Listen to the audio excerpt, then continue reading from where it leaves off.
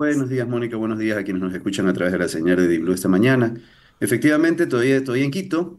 Tuvimos una reunión algo extensa la tarde y noche de ayer con las autoridades del Ministerio de Energía, el Ministerio de la Producción y la ministra del Ambiente, que como ustedes saben preside el COE Nacional, con la intención de exponer de primera mano lo que usted ya acaba de señalar, ¿no?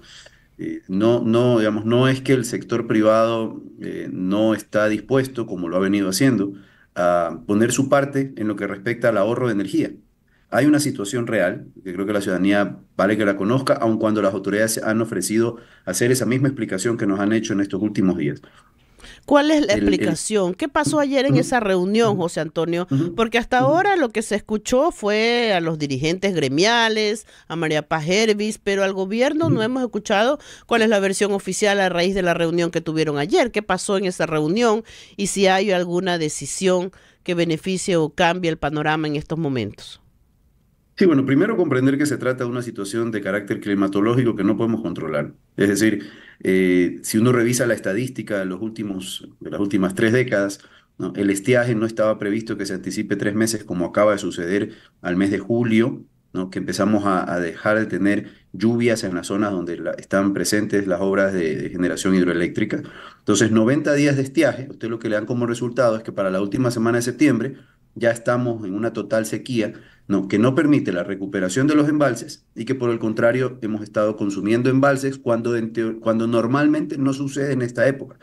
Ujú. Entonces, partiendo de ahí, ¿no? Tenemos una necesidad de ahorro de energía considerable en el país. Eso sumado a que Colombia dejó de entregar al Ecuador 450 megavatios, ¿no? Pone al país en una situación bastante complicada. ¿Por qué deja de vender Colombia energía? Porque está en la misma situación del Ecuador, ya tiene ciertos razonamientos. Este nivel de sequía incluso llegó a generar problemas de abastecimiento de agua y de energía en Argentina inclusive. Entonces, hay una situación que no podemos controlar, que es esta energética. Cualquier cosa que se pudo haber hecho en gobiernos pasados, y eso es algo que vale recordar también, no se hizo. Es decir, hay administraciones anteriores que no hicieron inversión en un solo megavatio de energía termoeléctrica. Entonces, el país se encontró con una altísima dependencia, más de la que ya teníamos por el diseño del mismo sistema, y dada la irresponsabilidad, porque esto no tiene otro nombre y nosotros así lo calificamos en la administración pasada, cuando simplemente se excusaban diciendo, es que calculé mal, ¿ya? La irresponsabilidad de administraciones pasadas, ¿no?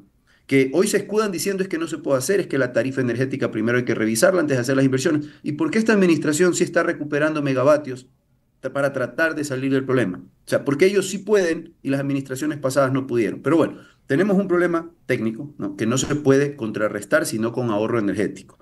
Lamentablemente, como ayer se lo expuso, la medida no se revisó con el sector privado y se anuncia un corte de 100 horas durante un lapso de 10 que se agravó porque, como usted señalaba, en Durán amanecimos la madrugada del domingo con cortes programados y se nos dijo que, y a eso se sumarían los cortes de 8 de la mañana a 18 horas, lo que era, fue intolerable. Yo hablé personalmente con las autoridades, le digo, miren lo que está pasando, o sea, nos están agregando las horas, es decir, no son cortes de 10, son cortes de 14, 15, más todo lo que implica esos cortes.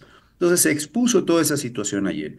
Y para ir directamente a lo que usted quiere saber, bueno, lo primero es que se dio un acuerdo en el que Ujú. el gobierno nacional al día de hoy, y empezó ayer mismo, está revisando la medida para ver en qué magnitud se puede mejorar. Es decir, que no existe un corte de 10, que existe un corte de 8, de 9, de 7. O sea, eso es un número técnico que tendrán que darlo, proponerlo al sector privado. Y otra cosa que se acordó es que si alguien sabe de cuánto se puede ahorrar, en qué montos, en qué momentos y en qué horario, son cada una de las unidades de servicio de CENEL que están en permanente contacto con el sector industrial, con los jefes a cargo del área eléctrica en cada una de las industrias. Y ellos, por ejemplo, en el caso de Durán, que están muy bien organizados, lo mismo sucede en las zonas industriales de Cuenca, ¿no? Pueden hacer una contrapropuesta, es decir, miren, nosotros tenemos capacidad para operar así, bajando tanta carga en estos horarios, y eso le va a ahorrar al país a diario X número de megavatios.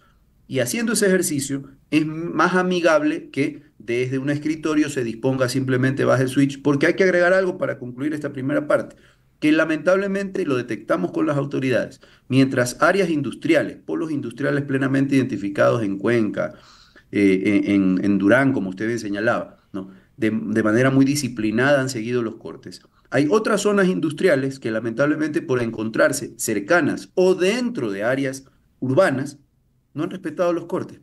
Ujú. Entonces, no es justo también que usted se le cargue al sector porque está el clúster plenamente identificado y aquellos que están en zonas urbanas y que porque no le pueden cortar al vecino, etcétera, pero sí tienen una subestación o lo que sea, resulta que pasan de agache, ¿no? Cuando el país, y por lo menos en este caso el sector empresarial, ha hecho lo que pudo en estos últimos días, desconectándose por lapsos de 10 horas, mientras otros no han vivido esa misma realidad, porque han estado, como le digo, por una situación técnica no es posible desconectarles. Entonces ahora CENEL tiene que ir a hacer el control para ver si los señores han bajado. Yo entiendo la necesidad de producir, pero esto tiene que ser justo para todos y eso también se está revisando con las José autoridades para que Antonio, aquí sea transversal. José Antonio, es decir, que el corte de las 10 horas durante 15 días y al 100% ya está vigente, ya están aplicando esto, Mm. para precisar. Está vigente desde el sábado en Azuay, desde el domingo en Durán, que se empezó a aplicar. Ayer lunes se aplicó en Durán, ¿no? Se cortó hasta las 6 de la tarde y a partir de las 6 y hasta ahora, hoy en la mañana a las 8 todavía no había problemas de energía. Entiendo yo que en los próximos 20 minutos procederán a desconectar, ¿no? Y las autoridades han ofrecido máximo hasta el jueves presentar una alternativa a ese plan. Pero algo que también nos advirtieron y que es importante que la ciudadanía conozca es que la situación hídrica, la situación de embalses y demás cambia todos los días. Y mientras nos acercamos al mínimo del embalse en Mazar, la situación se vuelve más crítica, porque Mazar es aquella obra que le permite al país, mientras su embalse esté dentro de los límites que le permiten operar, generar previsibilidad de los cortes, es decir, cortar por número de horas determinado, en días determinados, en horarios determinados. El momento en que usted pierde esa capacidad de Mazar, el sistema depende exclusivamente de cuánto llueve en el día. Es decir, si hoy llovió, hay luz. Si mañana no llovió, no hay luz.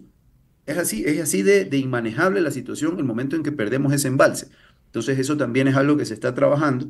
Y por el otro lado, digamos, las buenas noticias que no son del corto plazo, pero sí del mediano, hay recuperación de megavatios, contratación de obras, etcétera. El ministro presentó todo lo que ha estado ejecutando este gobierno y que apunta a que en abril del próximo año, es la realidad que vivimos, en abril del próximo año, cuando nuevamente deberíamos enfrentar una situación de estiaje, ya no tengamos el déficit que tenemos hoy. Y por eso me pregunto por qué si este gobierno lo hizo corriendo, como le tocó porque heredó un problema, por qué las administraciones pasadas se excusan diciendo que no había nada que hacer y nos entregaron un país sin energía eléctrica, mientras sí firmaban contratos de inversión aplaudiendo a la industria, incrementando la demanda, y nosotros como Cámara fuimos la única que advirtió que mientras el Ministerio de la Producción, hace la administración pasada, firmaba contratos de inversión ofreciendo o dándole la bienvenida a un montón de industrias, ni siquiera tuvo digamos que Me digamos, la interesa. voluntad, la voluntad de informar a las autoridades eléctricas. Oye, te voy a incrementar 20 megas, 40 megas, 60 megas en cuestión de un año. ¿De dónde le vas a dar luz a estos señores que estoy que me tomo la foto y la subo en Twitter? Entonces, eso es lo que es reprochable, ¿no? Que se haya administrado el país cada uno por su lado, ese, como me decía a mí un ministro, es que ese no es mi problema, porque yo soy ministro de la producción.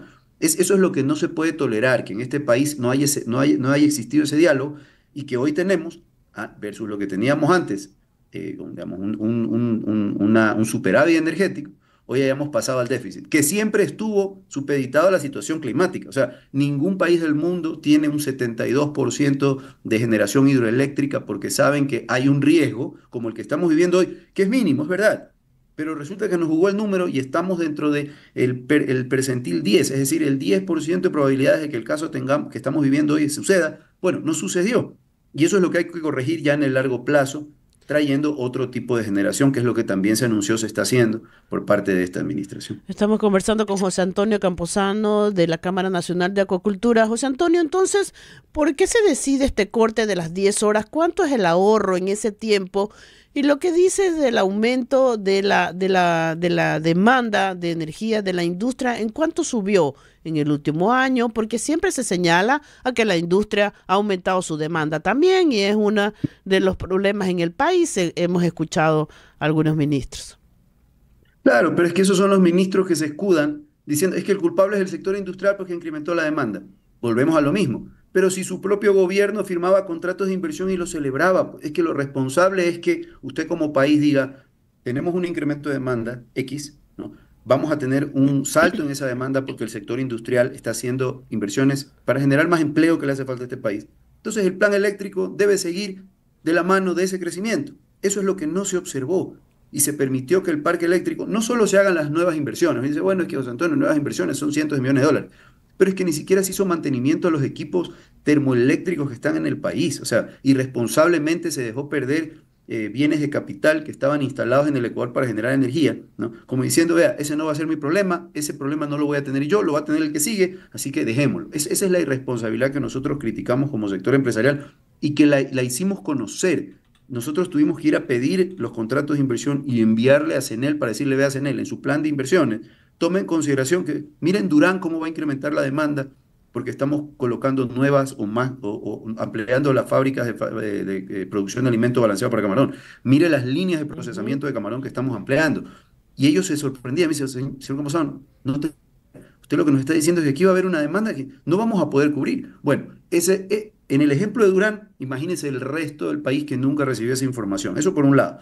Por otro lado, efectivamente hay ese incremento de demanda. Se quiere ahorrar, y ese fue uno de los temas que observó el sector empresarial. El sector industrial, más o menos, el sector comercial, industrial, perdón, consume alrededor del 27% de la demanda nacional. Y hay un 70 y tanto por ciento porque lo consumen, digamos, comercio, hogares y demás. Entonces, una de las Ujú. observaciones fue por qué se corta solo al sector industrial. Entonces, eso es algo que se va a revisar, sin embargo, hay situaciones de carácter social, es decir, usted tiene poblaciones en el Ecuador que no son pocas, son muchas, ciertas zonas eh, Vulnerable. periféricas en ciudades, ¿no? Que en el momento en que usted les corta luz, se les va el agua inmediatamente, no hay forma no hay cisterna, pues no hay tanques, no hay nada, entonces en el momento que usted corta luz, corta agua. El problema de cortar agua es que usted puede generar un problema de salud pública al no tener acceso a una fuente de agua confiable. Entonces, hay una serie de variables que entran a jugar ahí. Pero, por ejemplo, en el área comercial, todo el tema de publicidad en calles, vallas y demás, deberían simplemente anunciar, señores, vamos a tener algún tiempo en el que no se va a poder hacer publicidad porque todas estas vallas instaladas en las ciudades están generando un consumo, ¿no? Temas tendido eléctrico o iluminación, digamos, el servicio de iluminación pública. eh, de repente un poste se enciende, otro no, uno sí, otro no. Es decir, no vemos ahorro en ningún otro lado de la sociedad, solamente se le pide que se baje el switch, como se dijo ayer, al sector industrial, y eso es algo en lo que han sido receptivas las autoridades, pero también nos dicen, esta es la información técnica con la que yo cuento, o sea, no hay una solución agradable, es decir, no podemos bajar a 4 horas o a 2 horas, ¿no? Tendremos que ver qué se puede hacer, y por eso el pedido de trabajar con las unidades de servicio de CENEL es la salida más adecuada, Cu- porque ellos son técnicos, los empresarios que están en esa área discutiendo todos los días son técnicos, y ellos son los que pueden decir, mire, Es yo me decir, comprometo que se a cortar organicen tal. los cortes por zonas en función de ese NEL local, no que sea una medida nacional, José Antonio. Correcto, porque la medida nacional, como es muy sencillo, ya lo hemos demostrado, es muy fácil, desde se nace, decir, ¿sabe qué? Durán, desconéctenme X número de megas, 150, 180 megas. También lo mismo en Cuenca, también lo mismo acá. Oiga, pero hay otras zonas pues, que también tienen área industrial, pero es que es más difícil ubicarlas porque están inmiscuidas, están metidas dentro del área urbana. Son Es que segmentadas. esa ha sido una injusticia que se ha hecho con algunas áreas. Aquí lo que buscamos es equiparar la cancha, es decir, que el aporte sea equitativo entre todos, nos podemos organizar y sí que las autoridades verifiquen, porque incluso ayer la ministra Manzano me decía, José Antonio, es que incluso ciertas unidades de servicio hemos detectado no están cumpliendo con la disposición de corte. Entonces también eso genera un problema porque se proyecta ahorrar X número de megas y vemos que no llegamos a la meta. Entonces le digo, bueno, toca poner mano dura porque esta es una crisis en la que vamos a poner el hombro José una vez Antonio. más, pero no podemos dejar que estos impactos que se señalaron ayer continúen porque no se puede operar así como se había planteado este sábado. José Antonio, ¿y el sector camaronero tiene una propuesta para salir de esto en estos momentos? O qué le proponen al gobierno, aparte de la revisión y de lo que habías explicado? No, bueno, es que la propuesta a corto plazo es tenemos que organizar primero el problema del ahorro que tenemos que garantizar. Eso no hay vuelta que darle, no hay forma de decir, porque sí, vamos a evitar que una paralización de esta disposición, eso vimos ya que técnicamente no es posible y nos puede llevar a un problema mucho más serio, ¿no? Por lo menos hoy tenemos esa previsión de nos van a cortar 10 horas diariamente, que no es aceptable tampoco, pero si nosotros no hacemos algo en este momento, vamos a perder esa previsión y lo que vamos a tener es una llamada en la mañana del SENACE diciendo, hoy no hay luz, mañana veremos. Entonces, lo primero es organizarnos para establecer un plan que por lo menos dure un mes y medio, ¿no? y ya tengamos una certeza de los cortes y cuánta energía debemos ahorrar como sector industrial. Porque el mayor enemigo es estas llamadas, este anuncio como el que hizo la ministra García, que le acababan de pedir ese SENACE que se desconecten durante 10 horas diariamente durante 15 días, y eso se anunció en la tarde del sábado para que arranque inmediatamente. En Cuenca empezó ese momento y en Durán, por ejemplo, arrancó la mañana siguiente. Eso es lo que hay que evitar. No podemos planificar trabajo en ninguno de los eslabones de la cadena del sector camaronero como en otros sectores empresariales si no tenemos esa previsión. Eso es lo primero. Lo segundo, hay un proyecto de ley en este momento en la Asamblea, que esperemos la Asamblea se sensibilice al máximo, es decir, Ajá. ya no se les ocurra poner cortapinzas a la inversión privada. Incluso yo no soy amigo de permitir solamente hasta 100 megavatios. O sea, ¿qué pasa con 101, 110, 120, 150 y 200 megavatios? ¿Por qué debe haber un techo a la inversión privada si el Estado ha demostrado que no puede hacer las inversiones que debe hacer? Entonces, no debería haber un techo, ¿no? Con diferentes Esperemos. tipos de permiso en función de la magnitud. Ese es otro trabajo que hay que Ajá. hacer. Eso está Y todo el pendiente. tema de costos, ¿no? Porque en este momento entramos a una agenda de revisión del ISD que el 1 de enero del 2025 no tendrán el mecanismo de devolución vía crédito tributario para materias primas y bienes de capital. Entonces, es el peor momento del mundo para que el Ministerio de Finanzas esté pensando en que va a generar algún tipo de ingreso por la vía del ISD en las materias primas del sector empresarial. O sea, no hace sentido cargar con un 5% de impuesto, porque eso finalmente es lo que es, ¿no? A las materias primas, bienes de capital del sector productivo, cuando estamos teniendo ya pérdidas por la crisis energética, ¿no? Entonces, hay una serie de alternativas, ya le digo, ayer hubo Listo. buena receptividad por parte de las autoridades y nosotros estamos todavía aquí para hacer seguimiento a todos esos compromisos y a trabajar mancomunadamente. Aquí hay una corresponsabilidad que hemos aceptado ayer en encontrar las soluciones, no en el problema, porque no lo hemos causado nosotros, y esperemos así vayamos presentándole soluciones a la ciudadanía, y más que todo que las autoridades lo hagan, porque son realmente las llamadas a hacerlas. Nosotros somos Listo, José voceros de Antonio. la parte empresarial. Gracias, José Antonio. Hemos conversado con José Antonio Camposano, presidente ejecutivo de la Cámara Nacional de Acuacultura. Muy amable. Muchísimas gracias por su invitación. Buenos días.